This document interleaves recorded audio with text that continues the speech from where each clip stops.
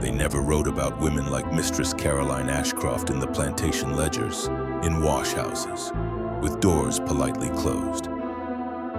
Caroline Ashcroft was praised as a gentle woman, church-going, soft-spoken, a lady of refinement. She was known for never raising her voice. But on Rosewood Plantation, the enslaved women learned quickly that silence could be sharper than a whip. Her cruelty did not come from striking. It came from looking, from watching, from noticing, from envy. And when she chose you, it was because something about you reminded her of what she would never be. The girl's name was Eliza, 17 years old, newly brought from upriver, narrow shoulders, scarred ankles, hands already cracked from lye and wash water, and hair. God, the hair. It grew thick and coiled and heavy, a crown that refused to lie flat no matter how tightly she wrapped it. When the sun touched it, it drank the light and glowed. The older women whispered that her mother had braided prayers into it before she was sold. Eliza kept it covered. She tried. But hair has a way of existing. One afternoon, Caroline passed the laundry yard and saw it.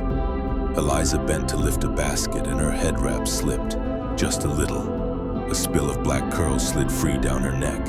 Caroline stopped walking, stared. The sight struck her like an insult, not because it was beautiful, because her husband noticed. He did not speak, only looked, only once.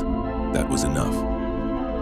That night, Caroline stood in her dressing room brushing her own thin, pale hair and watching it break in the mirror. She thought of Eliza, she thought of youth, she thought of the way beauty survived even in chains, and something inside her curdled. The next morning, she sent for the girl. They brought Eliza to the wash house behind the big house. Brick floors, iron kettles steaming. Caroline waited inside, dismissed the others, closed the door. Eliza stood barefoot, hands folded, eyes down. "You've been careless with your appearance," Caroline said softly. "I'm sorry, ma'am. Take off your wrap." Eliza hesitated. The slap came before she saw the hand. "Do it." Her fingers shook as she untied the cloth. Her hair fell free. Caroline inhaled sharply.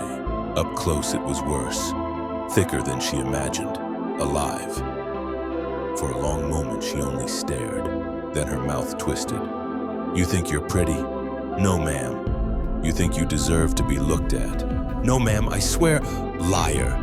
She reached for the shears. The first cut tore through a braid. Eliza screamed. Not loud, just once. A broken sound.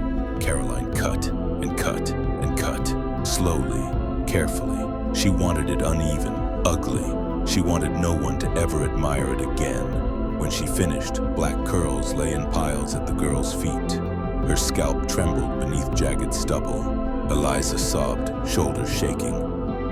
Caroline was not finished. She turned toward the iron stove.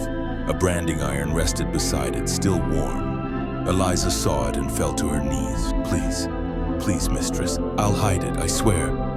Caroline knelt in front of her. Her voice was calm. "You don't deserve to grow it back." She pressed the iron to the girl's scalp. The sound was not a scream. It was worse. A long, tearing cry that scraped the walls themselves. Then the smell. Burned hair, burned flesh. Eliza collapsed, convulsing, fingers clawing the brick. Caroline held the iron there longer than necessary, just to be sure. When she finally stood, her hands were shaking, but she was smiling. They carried Eliza back to the quarters wrapped in rags, blood and blistered skin soaking through the cloth. The women wept as they washed her. Fever came. Infection followed. Her hair never grew again, only scar, shiny, hard, a ruined crown. From that day on, Caroline made her work uncovered, so everyone could see. So no man would ever look twice, so the beauty would stay dead. Years later, when Caroline was old and nearly bald herself, she sometimes woke at night smelling smoke, feeling heat on her scalp, hearing a girl crying behind her. And in the quarters, the women still told the story in whispers. Not about revenge, not about justice, only about what white women did when they hated what they could never be.